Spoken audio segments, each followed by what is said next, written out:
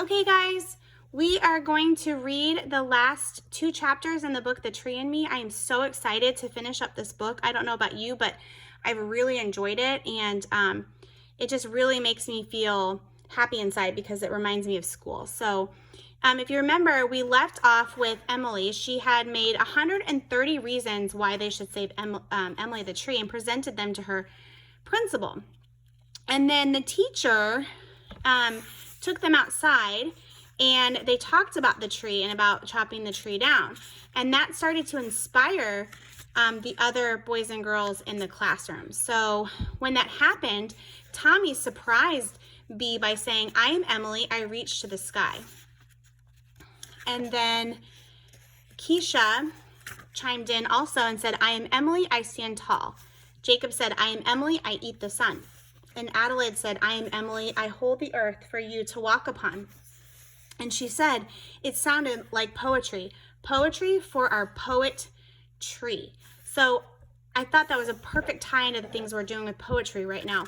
And next, Bee was challenged to go up against the school board and present her case. So that's kind of where we're picking up here on chapter 10. So chapter 10 is called I Am Emily. It said, the school board meeting room was crowded with kids and their parents. Mrs. Winkleblinker called us up first. You have 5 minutes to convince us why an old tree should not be removed from our playground. My knees were shaking. My dad told me, just be yourself. But I wasn't going to be myself. I was going to be a 250-year-old white oak tree. A 250-year-old white oak tree with shaking knees. What a great idea. We know that we have a voice and it will be heard. Even as children, you have a strong voice and it's important. It's part of your rights as a citizen. We talked about this, to use our voice to speak for those who sometimes can't speak for themselves, and that even includes nature and trees. So what a brave and creative idea for Bee today to actually pretend like she's Emily and give Emily's voice a platform. So she says, I am Emily. I am your poet tree. Einstein was Emily too. Only her knees weren't shaking. I am Emily. I turn carbon dioxide into oxygen for you to breathe. And look, it's like magic, right? Like science magic. Tommy and Keisha were Emily too. I am Emily. I stand tall. Look how it has a long, tall legs. I am Emily. I reach to the sky. What a creative way to make a tree out of her hand, right? I am Emily. I hold the ground for you to walk upon. See how the hand becomes the roots? So we're Adelaide, Grace, and Tristan. I am Emily. I clean your air. See all the pollution? Trees help us to have clean air to breathe. And I am Emily. I feed your earth. Notice there's like spoons and the little hands of the roots, right? Fatima, Marcus, Megan, Jackson, Ben, and Maria were all Emily. I am Emily. I was here before you. See how there's lots of trees? And notice that the trees get cut down, right, over time, or they fall. I am Emily. I saw you build this town and this school.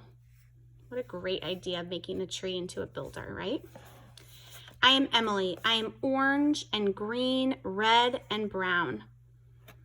I am Emily. In winter, I am bare. I am Emily. I watch over you. Look at the eyes. That's so creative. What a great idea. This is one of my favorite ones.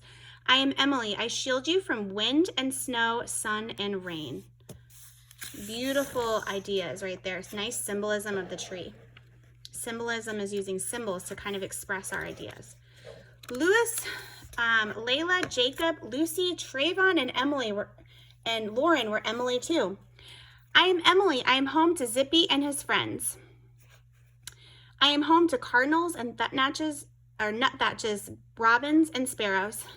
I am Emily. I eat the sun. Photosynthesis, right? Look at this one. This is pretty creative. I am Emily. I drink the earth, because trees take up lots of water. It's almost like sucking up the water through a straw. I am Emily. I have 100 arms and thousands of fingers. For all the branches, right?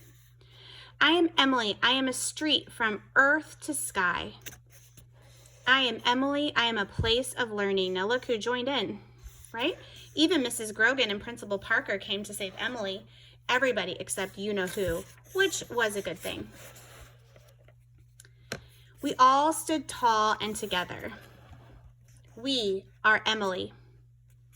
Is that you, Lauren? So there's Mrs. Winkle-Blinker's daughter, Lauren. Remember, her mom is the president of the school board. She seems a little bit surprised. When Ranger Ann stepped forward and named Emily an official state heritage tree, everybody in the room cheered. Hooray! I am Emily. I am a state heritage tree. Everybody except Mrs. Winkle-Blinker. Stop! That part about a tree from earth to sky is just what concerns me. Lauren, you could get hurt climbing that big tree. It was true, Lauren could get hurt climbing Emily, but Lauren had come up with another part of our plan to save Emily. Here she is presenting our solemn promise. It says, we will never climb Emily. Everybody except Bert signed. What about the boy who did climb the tree? Where is he? This doesn't mean anything unless he signs it. I didn't think I'd ever want to see Bert until I saw him. Squawk! I'm a pterodactyl. Do you promise not to climb the tree? Bert was Emily's last hope. The thing with feathers, even though pterodactyls didn't have feathers. Would Bert promise? I had to do something. I whispered in Bert's ear a secret promise of my own. It worked. This scribble is his signature. So try to make a guess. What do you think she might have said to make Bert happy enough to go ahead and sign the promise? It says, if you can't read this writing, here's Bert on TV. Squawk! Which is pterodactyl, which in pterodactyl means I promise I won't fly into Emily. The Woodlawn School voted 7-1 to keep Emily. 7-1 means 7 people voted yes and 1 person voted no. See if you can figure out a fraction for that. We saved Emily. Almost. Even signed solemn promises weren't enough for Mrs. Winkle-Blinker. This is very nice, but what if somebody like Bert, 20 years from now, climbs Emily? We stopped. There was a whoosh as if everybody's hearts had dropped to their knees. Then Mr. Parker made Mrs. Winkle-Blinker a promise, a secret promise of his own.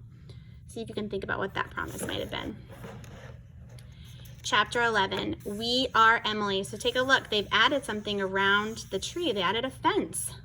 It says, and I want you to think about this. Is this an idea that you would like or not if you were B and Einstein? Is this a compromise? Do you think this is a good idea or do you not think it's a good idea? I'd love to hear your ideas, so share them with me on Seesaw. It says, here we are, the whole class spending our recess picking up acorns. It was Mrs. Grogan's idea to clean up after ourselves. I don't mind at all. I'm going to plant some of these acorns in my own backyard, and 250 years from now, I'll climb Emily Jr. and see all the way to Australia. Imagine. Now, is she really in the tree? No, this is her imagination, right? And Emily looks younger. It almost looks like a little girl, doesn't it? See with pigtails right there? Okay. Yes, that's a fence around Emily. It was Principal Parker's secret promise to Mrs. Winkle-Blinker. Even 20 years from now, somebody like Bert won't be able to climb Emily. So I don't know, I don't know how I feel about this personally. I think I love the ability to be able to go up and touch the tree, see insects crawling up the tree. So tell me, do you think this was a good compromise? Because, safety is an issue. You want to make sure you keep boys and girls safe, which is kind of one of the reasons why we chose not to play by our tree during recess. So we had to do something, whenever we wanted to go out and see it, it needed to be something that we did as a class. So, and I know we all have strong opinions about that rule, but that was a rule that had to be made as a school. So tell me what you think about having this fence up there. Do you agree with that or do you not? Okay, so it says, Mrs. Winkle-Blinker changed her vote to make it unanimous. Unanimous means everybody agrees. Painting pictures on the fence was my idea. That's Zippy and his friends, a nutbatch, a cardinal, and a pterodactyl. Who does it look like to you? Yes, it's Bert. That's the secret promise I made, to paint him as a pterodactyl, but I put him on the side where I wouldn't see him every day from the classroom window. Now he's flying high around Emily forever. Well, not too high, and maybe not forever, but for a long time. We really did save Emily, all of us kids. Even Bert helped, maybe more than anyone else. Why do you think he saved the tree more than anyone else? See if you can think about that and share that with me on Seesaw too. Don't tell him I said that. He was the one who found the thing with feathers. Hope, like they all have on a shirt, right? And birds need the trees just as much as the trees probably need the birds, right? Here we are, Einstein and me, sitting by Emily outside the fence, but still shielded by her strong arms. That's Zippy throwing an acorn at us, but just one. I think he was happy to see us. It says, hope is the thing with feathers. All right, so what I love right now about this book is it's tying so nicely with our poetry. And even though today, for writing, we are not going to do poetry. You'll see what happens when you click next in our module, but I do want to challenge you to write a poem. I'd like to write a poem as a class about Emily. So let's get started. Let's read this poem. It says, the poem that saved Emily. It says, I am Emily. I am a poetry. I turn carbon dioxide into oxygen for you to breathe. I am Emily. I stand tall. I reach to the sky. I hold the ground for you to walk upon. I am Emily. I clean your air. I feed your earth. I am Emily. I was here before you. I saw you build this town and this school.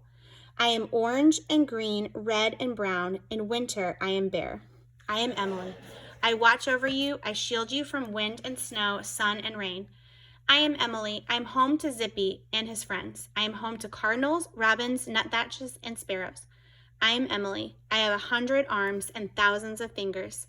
I am Emily. I eat the sun. I drink the earth. I am a street from the earth to the sky. I am Emily. P.S. Could you add to our poem or draw pictures to go with it? Or you could add to our poem or draw pictures to go with it. Or you could write your own poem about Emily, or any tree, or anything, even a pterodactyl. You probably have already figured out that Bert didn't really fly into Emily. Look at page 37. He used Emily's head to climb up. Oh my goodness, you guys. Wow, what a surprise at the end. Now I have to go back. But yes, we are going to write our own poem or make our own pictures. So what I would like for you to do before we go take a look at page 37, because this is really intriguing to me, I would like for each of you to write one sentence that says, I am Emily. Actually, I don't want it to say I am Emily because we may not name our tree that. So I am, and I want you to put a blank because we're going to vote on our tree, right? Our tree name. So the tree's name will go in the blank, but I want you to write one sentence for me on Seesaw. You can use the notepad tool, and I want you to write, I am, let's go ahead and we'll put Emily in there. Just put Emily in there for now. We'll change it. So put I am Emily, and then I want you to give me your reason, just like the poem. You can come up with your own reason. I am Emily. I stand tall. I reach to the sky. So I want you to think about our tree in our backyard by the playground, okay? And then we'll put together a class poem for our tree at Southeastern Elementary. And then also, I really would like for you to draw a really nice picture of your tree or your sentence. So if you're saying, I am Emily, I reach tall to the sky, remember what that picture looked like? Let's go back and look at these real quick.